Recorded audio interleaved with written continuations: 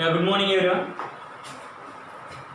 ఇవాళ మనం unit 1లో reading B ఏదైతే ఉందో అది కంప్లీట్ చేసుకోబోతున్నాం. ఇప్పటివరకు యాటిట్యూడ్ ఈజ్ ఆల్టిట్యూడ్, దానిలో రీడింగ్ కాంప్రహెన్షన్ కూడా మిమ్మల్ని కంప్లీట్ చేయమని చెప్పాను. ఏమైనా డౌట్స్ ఉంటే అడగమని చెప్పాను. మరి ఇంతవరకు ఎవరు అడిగింది ఏం లేదు నన్ను. మరి అందరికీ అంత బాగా లెసన్ అర్థమైతే వెరీ గుడ్. రీడింగ్ కాంప్రహెన్షన్ ఎటువంటి పెండింగ్ లేకుండా కంప్లీట్ చేసేసుకుంటే నెక్స్ట్ మనం ఎంటర్ అవుతున్న లెసన్ వచ్చేసి every success story is also a story of great failures. అంటే ప్రతి ఒక్క సక్సెస్ వెనకాల ఎంతో గొప్ప గొప్ప ఫెయిల్యూర్స్ ఉన్నాయి. ఫెయిల్యూర్ గొప్పదేంటి సార్? ఇప్పుడు ఒక విషయాన్ని ఇలా చెయ్యాలి అని నీకు ఎప్పుడు తెలుస్తుంది? అలా చేయకూడదు అని తెలిసినప్పుడేగా. అంటే నీకు అంతటి గొప్ప విషయం ఇంత గొప్ప పరాజయం వెనకాలేగా దాగుంది. అంటే నువ్వు ఎప్పుడైతే ఫెయిల్ అయ్యావో, ఓహో ఇది ఇంకోసారి నేను ఇలా రిపీట్ చేస్తే మళ్ళీ ఫెయిల్ అవుతాను కాబట్టి I should not attempt this type of things అని నీకు అప్పుడు అర్థమైంది. సో ఎవ్రీ సక్సెస్ స్టోరీ అంటే సక్సెస్ అయిన ప్రతి ఒక్కళ్ళ విజయం వెనకాల అంటే వాళ్ళు ఊరికే సాధించేశారు, ఈ రోజున అంత గొప్ప స్థాయిలో ఉన్నారు అంటే వాళ్ళు ఎన్నో కష్టాలు పడి, ఎన్నో ఒడిదుడుకులు, ఎన్నో డిఫికల్టీస్ వాళ్ళ లైఫ్లో ఫేస్ చేసుకుని అవన్నీ సస్టైన్ చేసుకుంటూ ఇప్పుడు మనకి అంత స్థాయిలో కనిపిస్తున్నారు. ఒక్కొక్క మెట్టు లైఫ్లో ఎక్కుతూ వచ్చి అంత ఎత్తున కూర్చున్న తర్వాత మనం చూస్తున్నాం వాళ్ళని. కానీ అంతకుముందు అబ్దుల్ కలాం ఏం చేశాడు? ఆయన పేపర్ బాయ్ వర్క్ చేశాడు. ఆయన తెలుసా విషయం? ఈ విషయం మీకు ఎలా తెలుస్తుంది అంటే ఇవాళ ఈ 10th స్టాండర్డ్లో మీకు యూనిట్ 6లో రీడింగ్ ఏ మై చైల్డ్హుడ్ అని ఉంటుంది. అది యాక్చువల్గా అబ్దుల్ కలాం గారి బాల్యం గురించి ఉంటుంది. దానిలో ఆయన ఏమని చెప్తాడంటే ఆయన స్టార్టింగ్ పాకెట్ ఇన్కమ్ కోసం, పాకెట్ మనీ కోసం కూడా ఎంత కష్టపడ్డాడని చెప్తాడనమాట. ఈ విషయం మనకు తెలిసింది. అలాగే మన అంబానీ, ధీరుభాయ్ అంబానీ అని చెప్పేసి ఈ రోజున top entrepreneurs, one of the top entrepreneurs. ఇండియాలోనే ఆయన మించిన బిజినెస్ మ్యాన్ లేడు అని చెప్పేసి జియో కానీ, రిలయన్స్ కానీ, ఒకటేంటి పెట్రోల్ బంక్ ఏంటి, రిలయన్స్ ఫ్రెష్ ఏంటి, రిలయన్స్ డిజిటల్ ఏంటి, వీళ్ళంతా ఎలా అంత స్థాయిలోకి ఎదిగారు? అలాంటి వ్యక్తుల అందరి విషయాలు మనం ఇప్పుడు తెలుసుకోబోతున్నాం. వాళ్ళంతా ఎలా సక్సెస్ అయ్యారు, అసలు వాళ్ళు ఎలాంటి ఫెయిల్యూర్స్ ఫేస్ చేశారు, ఎంత కష్టపడితే ఒక స్థాయికి రావచ్చు మనిషి అనేవాడు అనే విషయాల గురించి మనం ఇప్పుడు తెలుసుకోబోతున్నాం. ఓకే, చూడండి. Failure is the highway to success. Failure అనేది ఏంటంటే ఒక హైవే లాంటిది సక్సెస్కి. ఫెయిల్యూర్ అనేది హైవే ఏంటి సక్సెస్కి అనే డౌట్ మీకు, అంతేగా? హైవేలో ఎక్కడో ఒక చోట మనకు కావాల్సిన చోట మాత్రమే ఆగుతాం.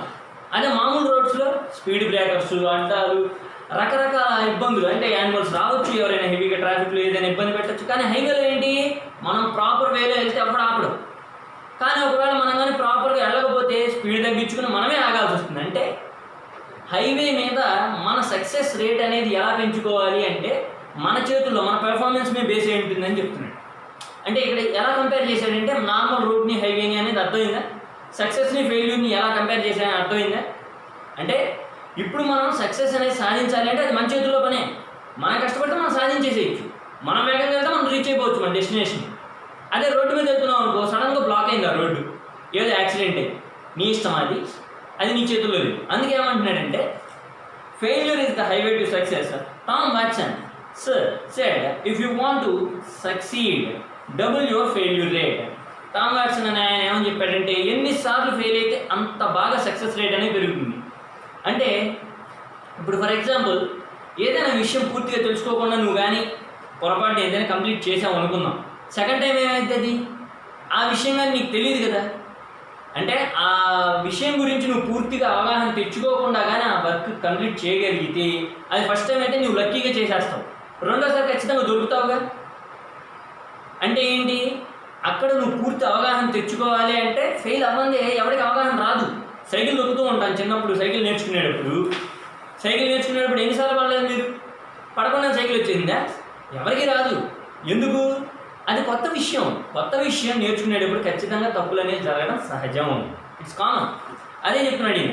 టామ్ వాట్సన్ అని ఆయన ఏమని చెప్తున్నాడంటే డబుల్ యువర్ ఫెయిల్యూర్ రేట్. ఎన్నిసార్లు వేయలేదు అంత సక్సెస్ నీకు దగ్గర అవుతుంది, అంత ఈజీగా సక్సీడ్ అవుతావు నువ్వు లైఫ్లో అని చెప్తున్నాడు. If you study history you will find that all stories of success or also stories of great failures. ఒకసారి చరిత్ర చూసుకుంటే ఎంతమంది ఎంతో గొప్ప గొప్ప వాళ్ళు ఒక స్థాయికి వచ్చిన తర్వాత మనకు అందరూ తెలుసు, కానీ వాళ్ళు రాకముందు ఎలాంటి స్ట్రగుల్స్ ఫేస్ చేశారు, ఎన్ని ఫెయిల్యూర్స్ ఫేస్ చేసి వాళ్ళు సక్సెస్ అయ్యారు అనేది మన చరిత్ర చూస్తే మనకే తెలుస్తుంది అని చెప్తున్నాడు. But people don't see the failures. జనాలకి ఎంతసేపు నువ్వు ఎంత కష్టపడ్డావు అనేది అనవసరం. అక్కడ ఫస్ట్ పొజిషన్లో నువ్వు కూర్చున్నావా లేదా. నీ మ్యాక్సిమం ట్రై చేశాను తెలుసా, కాకపోతే జస్ట్ మిస్, అందుకే సెకండ్ పొజిషన్ వచ్చింది. అవన్నీ వద్దు, నువ్వు ఫస్ట్లో ఉన్నావా లేదా అంటే అలా కావాలి. అంతకుముందు నువ్వు ఎంత కష్టపడ్డావు, ఎంత సాధిస్తే ఆ స్థాయికి వచ్చావు. 9th స్టాండర్డ్లో మీరు చదివిన ట్రూ హైట్ గుర్తుందా లెసను? మైకేల్ స్టోన్ ఊరికే వచ్చాడు ఆ పైకి. 7 ఏళ్ల వయసులో వాళ్ళ అమ్మగారు చెప్పిన స్టోరీస్ నెమరు వేసుకుని అలా అలా అలా మనసులో ఊహించుకుని అదే అతని గోల్గా మార్చుకున్నాడు. ఒక ఈగలు ఎలాగైతే ఎగురుతుందో నేను అలా ఎగరాలి అనేది అతని తపన, అతని కోరిక. అతని గోల్గా మార్చుకున్నాడు, అది ప్యాషనేట్గా ఫీల్ అయ్యాడు కాబట్టి రీచ్ అవ్వగలిగాడు. కానీ అతను ఎంత కష్టపడ్డాడో చెప్పాడుగా, క్రాప్ ఫీల్డ్స్లో పరిగెత్తేటప్పుడు లోకోమోటివ్స్తో పోటీ పడేవాడిని అని చెప్పేసి. అవన్నీ మనకి తెలుసా? అతను ఆ రోజు జూనియర్ ఒలింపిక్స్లో ఫస్ట్ పొజిషన్లో ఉన్నాడా లేడా అంతేగా మనం చూసాం. కళ్ళు ఉన్నవాడు ఎప్పటికైనా సరే ఖచ్చితంగా కళ్ళు తిరుగుతాయి. ఎంతవరకు కళ్ళు మూసుకుంటాడు, కళ్ళు మూసుకుంటే భయం వేస్తుంది. కాబట్టి అంత ఫ్లోర్ ఎత్తు ఎవరు, ఆ 2 స్టోరీ బిల్డింగ్ హైట్ మన మైకేల్ స్టోన్ ఎగిరినట్టు ఎవరు ఎగరలేదు. ఎందుకంటే అతనుకున్న డిసడ్వాంటేజ్ అతనికి బెనిఫిట్. అర్థమైందా? సో అలా మనం కొంతమంది గురించి తెలుసుకుంటూ ఉంటే ఇక్కడ ఏమని చెప్తున్నాడు చూడండి. They only see one side of the picture and they say that person got lucky. బా ఎంత అదృష్టవంతుడురా, టక్కును పెట్టేశాడు. చిన్న వయసులోనే ఈజీగా సెటిల్ అయిపోయాడు కదా. అసలు ఇంత చిన్న వయసులో అతి తేలిగ్గా గోల్డ్ మెడల్ కొట్టేశాడంటే యాక్చువల్గా 16, మైకేల్ స్టోన్ వయసు 16. అందరూ ఏమంటారు, అరే బ్లైండ్ అయినా కూడా అసలు పోల్ వాల్యూమ్లో అతను మించిన వాళ్ళు చేయడానికి ఇచ్చాడరా. నిజంగా అదృష్టవంతుడు రాడు. ఆ అదృష్టం వెనకాల కష్టం ఎంత ఉంది అనేది నీకు తెలుసా? అంటే ఎవడైనా ఆలోచిస్తున్నాడా? జనాలు ఎవరు గమనించరు, అదే చెప్తున్నాడు. అర్థమైందా? నెక్స్ట్ ఏమంటున్నాడు, he must have been at the right place at the right time. సరిగ్గా ఆ సమయానికి అక్కడ ఉన్నాడు రా. నిజంగా వాడు అదృష్టం బాగుంది కాబట్టి ఆ టైంకి అక్కడ ఉన్నాడు.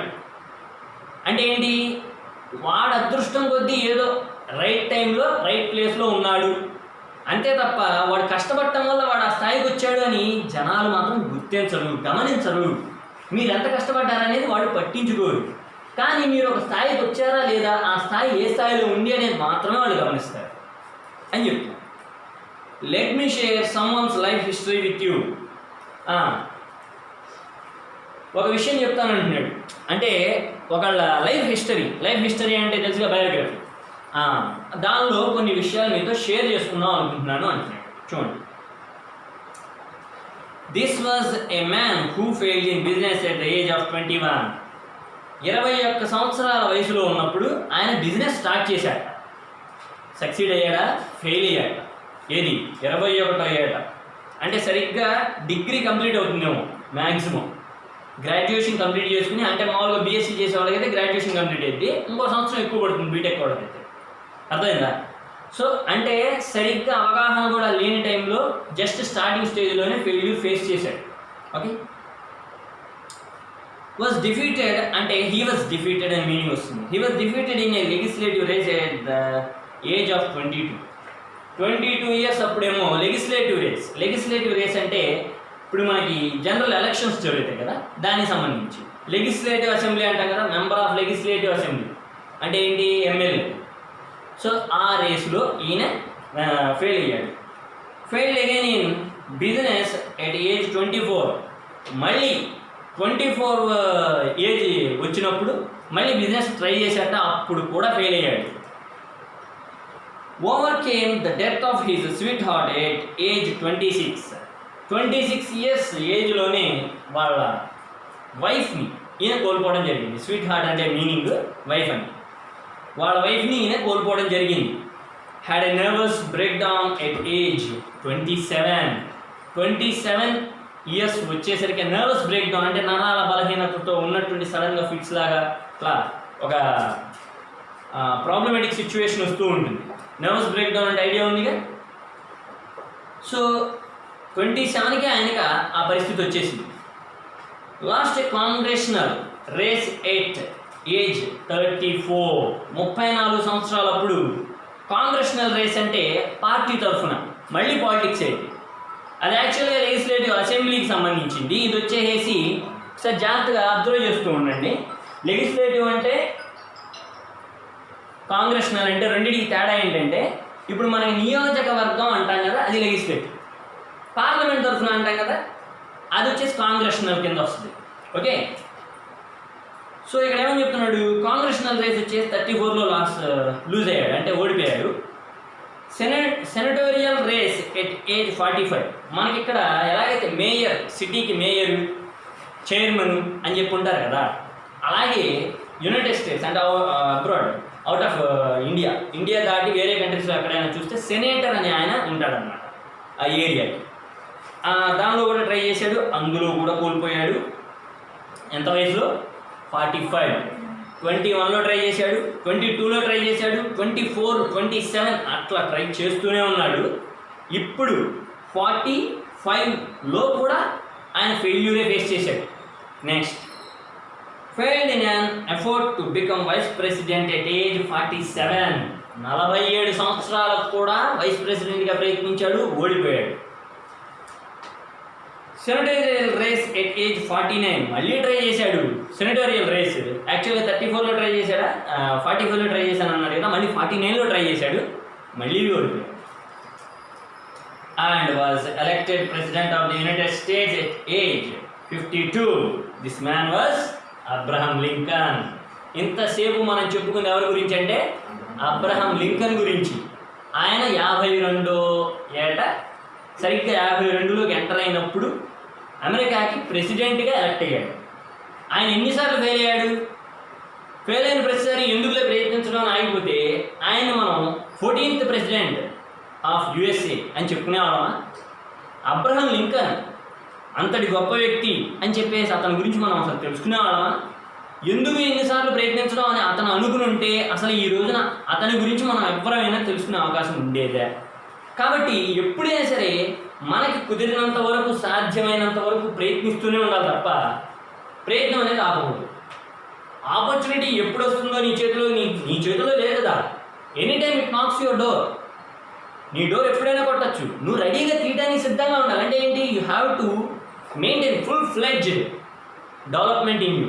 అంటే ఏంటి? ఎనీ టైం ఏదైనా ఆపర్చునిటీ వస్తే నేను టక్కున గ్రాప్ చేసుకుని అది యూటిలైజ్ చేసుకోవడానికి ఎఫిషియెంట్గా ఉండాలి, ఏబుల్గా ఉండాలి అని. అంటే ఇప్పుడు సడన్గా ఎగ్జామ్ అన్నాను అనుకో, అమ్మో చదవకుండా ఎట్లా రాస్తాం అనుకోకూడదు. ఆల్రెడీ చదివిందేగా, ట్రై చేద్దాం. ఏమైంది? మహా అయితే 2-3 ఆన్సర్ చేయలేకపోతాను, అవేంటో తర్వాత చూసుకుందాం. అంటే నేను ఎగ్జామ్ భయపడిపోకూడదు. అదే ఇక్కడ చెప్తున్నాడు. నెక్స్ట్ ఏమని చెప్తున్నాడు? Would you call him a failure? He could have quit. అతని ఫెయిల్యూర్ అని మీరు ఎవరైనా పిలవగలరా? పోనీ అతను ఖచ్చితంగా నాకు ఇక్కడ వద్దు, ఎన్నిసార్లు ట్రై చేసినా సరే నేను ఏది సక్సెస్ అవ్వలేకపోతున్నాను కాబట్టి నేను ఎందుకు ఇంకా ట్రై చేయటం అని అతను అనుకుని ఉండొచ్చుగా, కానీ అనుకున్నాడా? But Lincoln defeat was a detour not a dead end. Detour అంటే ఏంటంటే ఇటు కాకపోతే అటు, ఇటు రోడ్డు బ్లాక్ చేసేసింది, తిరిగి ఇంకో దారిలో వెళ్ళు. అంతేగాని నీ జర్నీ ఆ కష్టం ఏంటి? నువ్వు వెళ్ళే దారిలో ముళ్ళకం వేశారమ్మా, రోడ్డు ఏదో వైడెన్ చేస్తున్నావు అని చెప్పేసి రోడ్డు కొట్టేస్తున్నారు. అబ్బా ఈ దారిలో వెళ్తుంటే ఏంటంటే అడ్డం జరిగింది, సరే ఇంటికి వెళ్ళిపోదాం అని చెప్పి తిరిగి వెళ్ళిపోతావా, లేకపోతే వేరే దారి ఏమైనా చూసుకుని వెళ్తావా? డెటోర్ అన్నా కూడా అంతే. డెడ్ ఎండ్ అంటే ఇంకా దారి లేదు, చచ్చినట్టు వెనక్కి వెళ్ళిపోవడం. కాబట్టి అబ్రహం లింకన్ వరకు, అంటే అబ్రహం లింకన్ ఫెయిల్యూర్ని ఎలా ట్రీట్ చేశాడంటే ఆయన ఉద్దేశం ప్రకారం ఫెయిల్యూర్ అనేది ఎప్పుడైనా సరే ఒక దారి మార్చుకుని ఇంకో దోవలోకి వెళ్ళడం లాంటిది. ఇటు వెళ్తున్నప్పుడు మూసేసుకుని ఉంటే అటు వెళ్ళు, అటు వెళ్దాం అనుకున్నప్పుడు నీకేనా అడ్డం తిరిగితే ఇటు తిరుగు, ఎటు కుదిరితే అటు తిరిగి నీ డెస్టినేషన్ రీచ్ అవ్వడానికి చూడాలి తప్ప అసలు నాకు వేరే దారే లేదు, ఇది కాకపోతే నేను వెనక్కి వెళ్ళిపోవడమే అని చెప్పేసి అనుకోవడం తప్పు. అది అసలు అబ్రహం లింకన్ ఎప్పుడు అలా అనుకుంటే ఈ రోజున మనం ఆయన వైస్ ప్రెసిడెంట్ అయ్యాడు, ప్రెసిడెంట్గా ఎలక్ట్ అయ్యాడన్న సంగతి తెలుసుకునే వాళ్ళకి కాదు. సో అబ్రహం లింకన్కి వచ్చేసి డిఫీట్ అనేది ఇలా ఉంటుంది, అంటే ఫెయిల్యూర్ అనేది ఆయన అలా ట్రీట్ చేస్తాడని చెప్పాడు. ఓకే, నెక్స్ట్ లీడీ ఫారెస్ట్ అని ఆయన ఏంటంటే ట్రయోడ్స్ ట్యూబ్ని ఇన్వెంట్ చేశాడు.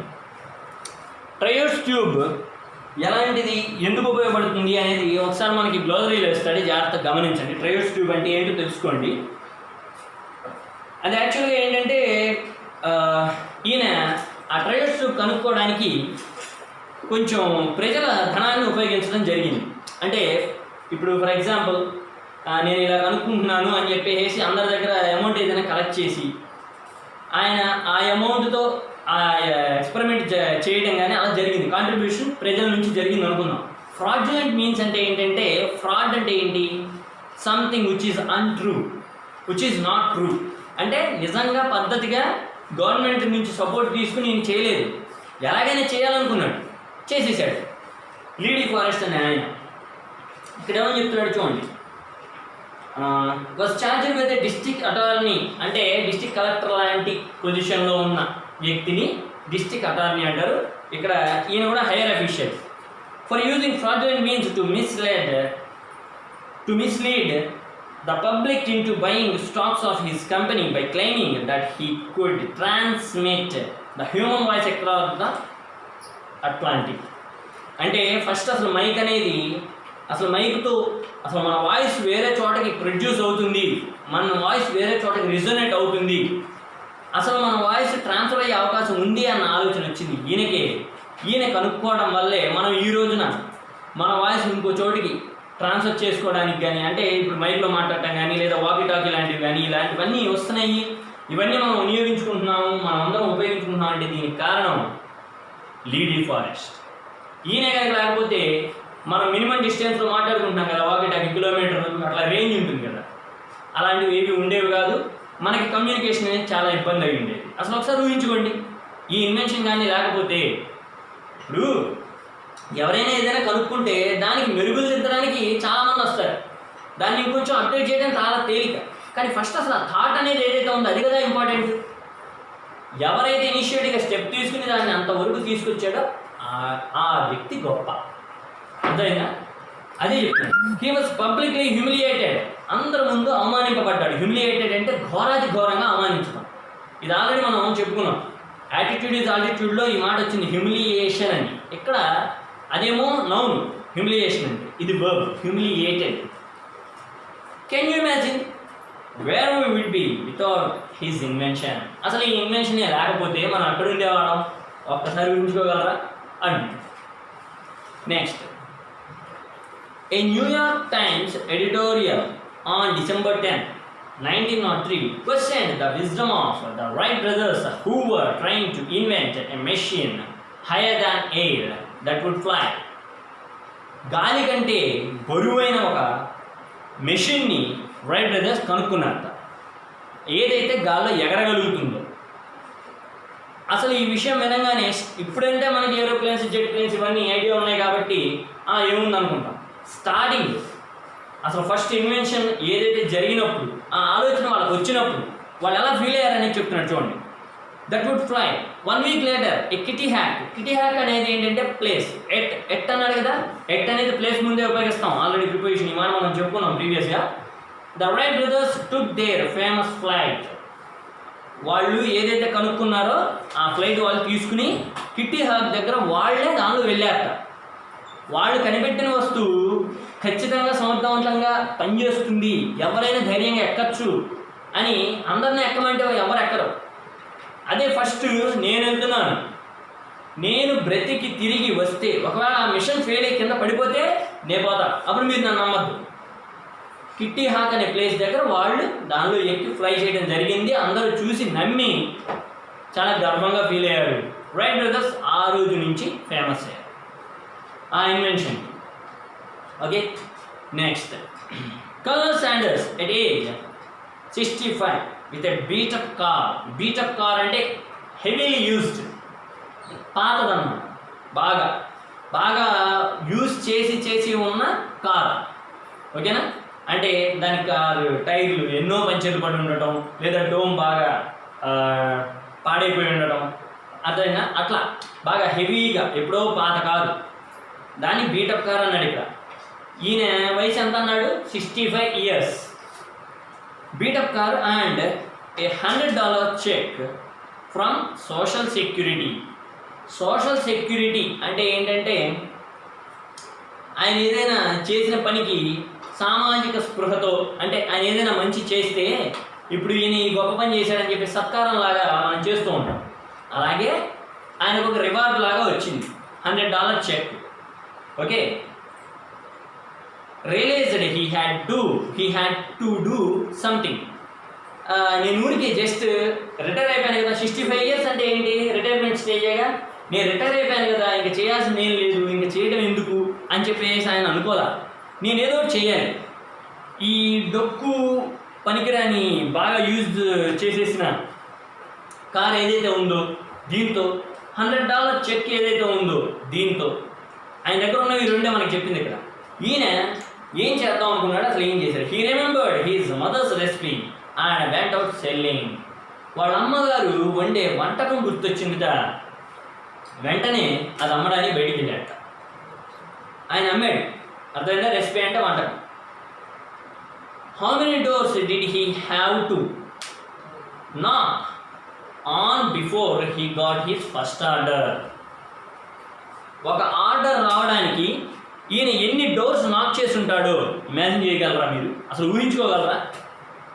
100, 200, 300, అంతేనా? 400 డోర్లు నాక్ చేశాడా? రోజుకి వచ్చి 20 మందిని కలిశాడు అనుకుందాం. 20 డోర్లు నాక్ చేయడం అంటే ఊరికి ఎట్లా డోర్ కొట్టేసి పరిగెత్తుంటే అవతల డోర్ కొట్టరుగా. ఖచ్చితంగా వీళ్ళ డోర్ కొట్టి వీళ్ళ దగ్గరికి వెళ్ళి వీళ్ళు సరే లోపలికి రమ్మంటే వెళ్తాడు, లేదంటే అది కౌంట్లో కూడా ఉండదు. అలా ఎంతమంది అసహించుకుంటే డోర్లు వేసేసుకుని వెళ్ళిపోయే వాళ్ళు ఉంటారు. అంటే డోర్ క్లోజ్ చేసి మా అక్కలా బడిపో అన్నారు అనుకో, వెళ్ళిపోవడమే. ఏంటయ్యా ఏం కావాలంటే, ఒక్కసారి మా అమ్మగారు చేసిన రెసిపీ తీసుకొచ్చానండి, ఒకసారి టేస్ట్ చూడండి, బాగుంటే మీరు కంటిన్యూ చేద్దరు, కానీ ఫస్ట్ ఫ్రీ ట్రయల్ చేస్తున్నాను అంటే ఊరికే జస్ట్ టేస్ట్ చూడండి, బాగుంటే ఇంకొంచెం మీరు కొనుక్కుందరు, కానీ నేను చాలా తక్కువ రేటుకి వేస్తున్నాను అని వీడు ఎంత చెప్పినా ఏంటి ఇంటింటికి తీసుకొచ్చి అమ్ముతున్నాను, పైగా ఇంట్లో చేశారంటారు, నమ్మకం ఏంటి అని ఇప్పుడు ఇలాంటి ప్రశ్నలు వేస్తాం. మరి అప్పుడు ఆయన ఎలాంటి స్ట్రగుల్స్ ఫేస్ చేశాడు ఒకసారి ఊహించుకోండి. ఒక్క ఫస్ట్ ఆర్డర్ ఫోన్ చేసి, లేదు ఆ అబ్బాయినే ఒకసారి బాగుందయ్యా, ఇంకోసారి మాకేమైనా కావాలంటే చెప్తాను తీసుకురా, ఈ ఫలానా రోజు కావాలి, ఆ రోజు నువ్వు ఖచ్చితంగా తీసుకురావాలి అని చెప్పి అనాలంటే ఎంత టైం పట్టుంటుంది, ఆయన అసలు ఎంత కష్టపడి ఉంటాడు చూద్దాం. It is estimated that he had knocked on more than 1,000 doors before he got his first order. Can you imagine అన్నది? అందుకే ఎలా ఊహించగలిగారు ఎవరైనా? 1000 doors అంటే 1000 డోర్లు కొట్టాట. అప్పుడు ఒక ఫస్ట్ ఆర్డర్ అనేది వచ్చింది. ఆయనే ఎవరో కాదు.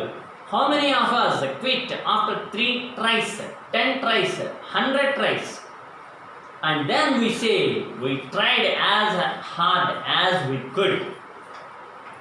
ఎంత కష్టపడాలో అంత మేము మ్యాక్సిమం కష్టపడ్డాం, ఇంకెంతకు మించి మేమేమి చేయలేము. అంటే ఏంటి, ఓ 10 డోర్లు, ఓ 20 డోర్లు, లేదా మహా అయితే 100 డోర్లు, అంటే ఓ వారం తిరుగుతాం మహా అయితే. కానీ ఈయన 1000 డోర్స్ కొట్టాడు. KFC ఈరోజు ఎవరికి తెలీదు? KFC ఎవరికి తెలీదు? ప్రతి చోట ఎక్కడ చూసినా సరే ఖచ్చితంగా బ్రాంచ్ అనేది ఉంటుంది. అదే ఏరియాలో మెయిన్ బ్రాంచ్ అని, సబ్ బ్రాంచ్ అని, రకరకాలు ఎక్కడ చూసినా సరే KFC లేని ఊరే లేదు. ఒక రకంగా చెప్పాలంటే ఆయనే కల్నల్ శాండర్స్. KFC స్థాపించిన వ్యక్తి కల్నల్ శాండర్స్. ఇలాంటి గొప్ప గొప్ప వ్యక్తులు వాళ్ళు చేసిన గొప్ప పనులు ఎలా సాధించారు అంటే, వాళ్ళు మాకు ఇది చాలు అనుకుంటే ఈ రోజుకి ఖచ్చితంగా ఏమి సాధించలేకపోయేవాళ్ళు. కాబట్టి ఇక్కడ ఏం చెప్తున్నారంటే, ఎవరైనా ఏదైనా సాధించాలి అనుకున్నప్పుడు అది సాధించేంత వరకు తప్పించాలి. అది ఎలా సాధించాలో మన మనసులో పెట్టుకోవాలి. ఒకసారి 2 సార్లు ఒడిదుడుకులు అనేవి వస్తాయి. నువ్వు వెళ్తుంటే ఖచ్చితంగా నీ పాత్ ఏమి స్ట్రైట్ పాత్ కాదుగా, నీకేమైనా తెలిసిన విషయం, అది కొత్త విషయం, రీచ్ అవ్వాలి, ట్రై చేస్తున్నావు. Maybe or may not be, you may succeed or not succeed, చెప్పలేము. కానీ నీ ప్రయత్నంలో మాత్రం ఎటువంటి లోపం ఉండకూడదు. నువ్వు ఖచ్చితంగా కంప్లీట్ చేయాలని పెట్టుకోవాలి నీ గోల్, అంతే. Because it is your goal, you have to be passionate. Okay, so మీరేం చేయాలంటే ఇక్కడ అయినంత వరకు లెసన్ జాగ్రత్తగా గమనించి, దీనిలో ఏదైనా వర్డ్స్ తెలియకపోయినా జాగ్రత్త గ్లోజరీలు చూసుకుంటూ, ఇంకేమైనా డౌట్స్ వస్తే నన్ను అడగండి. Okay, thank you.